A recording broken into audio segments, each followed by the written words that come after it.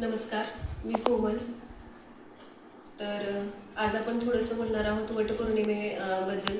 तर यावर्षीची वटपौर्णिमा जी आहे ती 29 जून 2026 रोजी आहे. तर हा सण म्हणजे सौभाग्याचा सण म्हटला जातो.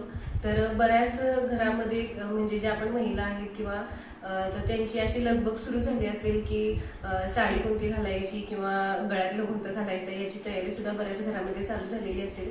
तर वटपौर्णिमेला म्हणजे सौभाग्याचं हा महत्त्वाचा सण असा मानला जातो. तर या दिवशी आपण सुवासिनी ज्या आहेत त्या वडाची सुद्धा पूजा करतात. तर यावर्षी आपल्याला कोणत्या रंगाची साडी घालायची आहे किंवा पूजेचं सामान कोणतं आपल्याला घ्यायचं आहे, पूजेसाठी काय काय सामान लागणार आहे हे मी थोडंसं या व्हिडिओमध्ये सांगणार आहे. तर व्हिडिओ अजिबात स्किप न करता व्हिडिओ पूर्ण बघा. तर आजकाल म्हणजे नवीन लग्न वगैरे झालेल्या मुलींना पूजेमध्ये काय काय साहित्य घ्यायचं वगैरे असतं हे बऱ्याच मुलींना माहिती नसतं. तर छोटासा व्हिडिओ मी याच्यावरती बनवलेला आहे. तर सुरुवातीला मी सांगणार आहे रंगांबद्दल. तर आपल्याला वटपौर्णिमेला कोणत्या रंगाच्या साड्या घालायच्या आहेत हे सुद्धा मी सांगणार आहे. तर सगळ्यात महत्त्वाचा रंग म्हणजे आहे हिरवा आणि लाल. तर हिरवा आणि लाल म्हणजे सौभाग्याचं प्रतीक मानलं जातं. तर हिरव्या आणि लाल रंगाच्या शक्यतो साड्या जास्त करून वटपौर्णिमेला स्त्रिया घालतात. तर त्याच्या व्यतिरिक्त जर तुम्हाला घालायची असेल एखादी म्हणजे दुसऱ्या कोणत्या रंगाची साडी तर तुम्ही घालू शकता. गुलाबी कलरची, केशरी कलरची, जांभळ्या रंगाची साडी सुद्धा तुम्ही घालू शकता. मोरपिसी रंग सुद्धा तुम्ही घालू शकता. तर आपल्याला जे रंग घालायचे नाही ते म्हणजे पांढरा आणि काळ्या कलरची साडी या वटपौर्णिमेला कोणीही घालायची नाही. आणि शक्यतो म्हणजे सगळा साज शृंगार करतात वटपौर्णिमेला. जोडवी, काचेच्या बांगड्या घालणं म्हणजे महत्त्वाचं मानलं जातं वटपौर्णिमे दिवशी. तर शक्यतो काचेच्याच बांगड्या घाला असं मी म्हणेन. आणि मंगळसूत्र वगैरे तर आपण सगळं घालतोच, पण काचेच्या बांगड्या आणि हिरव्या किंवा लाल रंगाची साडी किंवा तुम्हाला जो कोणता कलर आवडेल त्या रंगाची साडी तुम्ही घालू शकता. तर तुमची तयारी कुठपर्यंत आलेली आहे वटपौर्णिमेची? माझी तर अजून काहीच तयारी सुरू झालेली नाही. तर अगोदरपासूनच नाही का साड्या वगैरे बायका घेऊन येतात किंवा त्याचे ब्लाऊज वगैरे छान असे शिवून घेतलेले असतात. परत बांगड्या कोणत्या घालायच्या आहेत, गळ्यातलं कुठलं घालायचं आहे आपल्याला याची सुद्धा तयारी बऱ्याच जणींनी केली असेल किंवा बऱ्याच जणींची राहिली सुद्धा असेल. तशीच माझी सुद्धा राहिलेली आहे. पण मी आजचा व्हिडिओ बनवला, म्हटलं की वटपौर्णिमेच्या अगोदर थोडासा हा व्हिडिओ बनवावा म्हणजे अगदी सगळ्यांना सोयीचं जाईल की आपल्याला पूजेचं साहित्य वगैरे काय घ्यायचं आहे. त्यासाठी हा छोटासा व्हिडिओ मी बनवलेला आहे. तर आता आपण बघूया आपल्याला वटपौर्णिमेला पूजा करण्यासाठी काय काय साहित्य लागतं ते. तर आपल्याला पूजेचे साहित्य काय काय घ्यायचं आहे ते मी दाखवते. तर सुरुवातीला आपल्याला घ्यायचं आहे दिवा,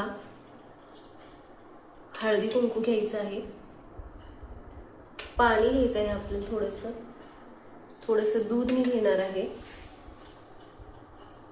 हे आहे तांदूळ, थोडीशी साखर आणि आपल्याला वडाच्या झाडाची ओटी भरायची असते. त्याच्यासाठी आपल्याला घ्यायचं आहे हिरव्या रंगाचं पीस, 2 खाऊची पानं घ्यायची आहेत, 1 रुपयाचं नाणं मी घेते, 1 सुपारी घ्यायची आहे आपल्याला, हिरव्या रंगाच्या बांगड्या घ्यायच्या आहेत आणि ही अशी ओटीचं आपल्याला साहित्य भेटतं जिथं आपल्याला देवाचं साहित्य वगैरे भेटतं, धूप अगरबत्ती वगैरे. तर तिथं अशा प्रकारची पुडी भेटते, ती सुद्धा आणायची. मेन आपल्याला लागणार आहे अशा प्रकारची दोऱ्याची गुंडी जी आपल्याला वडाच्या झाडाला गुंडळायला लागते. तर 1 आंबा घ्यायचा आहे. तो अशा पद्धतीनं लाल रंगाचा धागा वगैरे त्याला 2 राऊंड मारून म्हणजे घेतात आमच्या इकडं. तर हा 1 आंबा मी घेतलेला आहे. आपल्याला घ्यायची आहे अगरबत्ती,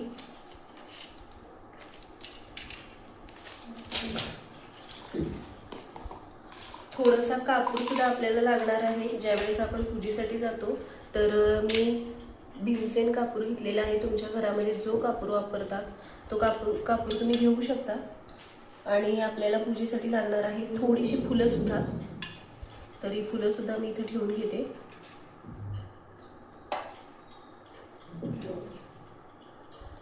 थोडंसं गहू सुद्धा आपल्याला घ्यायचं आहे। तर हे गहू आपल्याला झाडाची ज्यावेळेस आपण ओटी भरतो त्यावेळेस सुद्धा हे गहू वापरतात। आणि आमच्या इकडं अशी पद्धत आहे की ज्या सुवासिनी महिला तिथं वटपौर्णिमेची पूजा करण्यासाठी येतात तर 5 किंवा 7 सुवासिनींची ओटी तिथं वड पुजल्यानंतर आम्ही ओटी भरतो। तर त्यावेळेस 5 किंवा 7 आंबे सुद्धा आम्ही सेपरेट घेतलेले असतात। हा जो एक आंबा आपण घेतलेला आहे तो आपल्याला वडाच्या झाडाजवळ ठेवायचा आहे पूजा करताना, आणि बाकीचे 5 एक्स्ट्राचे जे आंबे असतात तर ते घ्यायचे आहेत आपल्याला सुवासिनींची ओटी भरण्यासाठी। तर अशा पद्धतीनं आम्ही हे पूजेचं साहित्य घेऊन जातो। तर तुमच्या इकडं कशा पद्धतीने साहित्य घेतात ते सुद्धा तुम्ही बघा, किंवा ह्याच्यामध्ये एखादं जरी राहिलं असेल तर मला कमेंटमध्ये नक्की सांगा की कोणतं साहित्य याच्यामध्ये राहिलेलं आहे वगैरे। पण आमच्या इकडे एवढं साहित्य आम्ही घेऊन वडाची पूजा करायला जातो आणि 5 किंवा 7 सुवासिनींची ओटी सुद्धा भरतो गहू आणि आंबे घेऊन। तर तुमच्या इकडे कशा पद्धतीनं वटपौर्णिमा साजरी केली जाते हे सुद्धा मला सांगा। तर हे मी पूजेचं साहित्य तुम्हाला दाखवलं। तर वडाच्या झाडाजवळ गेल्यानंतर सुद्धा आपल्याला पूजा कशी करायची आहे ते सुद्धा मी थोडक्यात सांगते, म्हणजे अगदी सर्वांना सोपं जाईल। तर आपल्याला सुरुवातीला थोडंसं झाडाला पाणी घ्यायचं आहे, पाणी टाकून घ्यायचं। नंतर ना झाडाला हळदी कुंकू लावून घ्यायचं आहे आणि नंतर आपल्याला झाडाची ओटी भरायची आहे। त्यावेळेस आपल्याला घ्यायचं आहे हिरव्या रंगाचं हे ब्लाऊज पीस आपल्याला तिथे ठेवायचं आहे, 1 रुपयाचं नाणं, सुपारी। तर सुरुवातीला काय करायचं आपल्याला 1 रुपयाचं नाणं ठेवायचं आणि सुपारी त्याच्यावरती ठेवायची। ती सुपारीची सुरुवातीला पूजा करून घ्यायची आहे, म्हणजे आपण याला गणपती म्हणतो। तर सुरुवातीला गणपती बाप्पांची पूजा आपल्याला करायची आहे, म्हणजे कोणतं पण शुभ कार्य किंवा पूजा ज्यावेळेस आपण करतो त्यावेळेस गणपती बाप्पांची पूजा सुरुवातीला केली जाते। तर सर्वात आधी गणपती बाप्पांची पूजा करून घ्यायची आणि नंतर आपल्याला झाडाची ओटी भरायची आहे। त्यावेळेस घ्यायचं आहे आपल्याला हिरव्या रंगाचं कापड, त्याच्यावरती घ्यायची आहेत खाऊची पानं आणि हे ओटीचं सामान त्याच्यावरती ठेवायचं। या 5 बांगड्या काचेच्या घेतलेल्या आहेत त्या सुद्धा आपल्याला ठेवायच्या आहेत तिथं। याच्यावरती हळदी कुंकू वगैरे वाहून घ्यायचं या ओटीच्या सामानावरती। हा जो आंबा आपण घेतलेला आहे तो सुद्धा या ओटीच्या सामानावरती आपल्याला ठेवायचा आहे। नंतर आपल्याला थोड्याशा अक्षदा झाडावरती व्हायच्या आहेत, परत साखर आपल्याला ठेवायची आहे, दूध आहे ते थोडंसं झाडाला आपल्याला तिथं घालायचं आहे। नंतर आपल्याला धूप अगरबत्ती वगैरे लावून तिथं झाडाची पूजा करून घ्यायची आहे। नंतर झाडाची पूजा केल्यानंतर बऱ्याच म्हणजे आमच्या इकडं आम्ही काय करतो, जोपर्यंत आम्ही वडाची पूजा करत नाही तोपर्यंत जेवण सुद्धा करत नाही, म्हणजे तोपर्यंत आमचा उपवास असतो, जोपर्यंत आम्ही वडाला पूजून येत नाही तोपर्यंत। मग आम्ही पुरणपोळीचा स्वयंपाक वगैरे सगळं करून गेलेलो असतो आणि पुरणपोळीचा नैवेद्य सुद्धा आम्ही जाताना घेऊन जातो तिथं वडाच्या झाडाची पूजा करताना, आणि तो नैवेद्य सुद्धा आम्ही तिथं झाडाला दाखवतो। मग सगळी पूजा करून झाल्यानंतर मग आपल्याला वडाच्या झाडाची फेरे मारायचे असतात। तर 5 किंवा 7 फेरे झाडाला घालतात।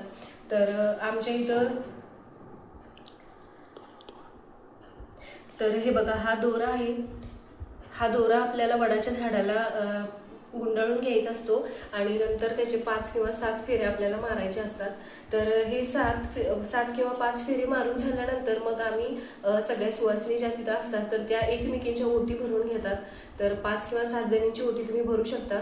मग तुमच्या इकडं कशी पद्धत आहे मला माहिती नाही, पण आमच्या सांगली जिल्ह्यामध्ये आम्ही अशा पद्धतीने वटपौर्णिमा साजरी करतो।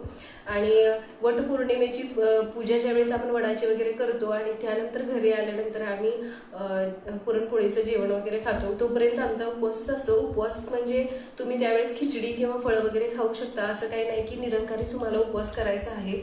तर अशा पद्धतीने आम्ही वटपौर्णिमा साजरी करतो।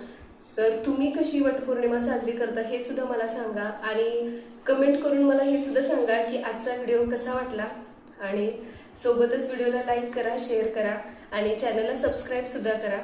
नमस्कार।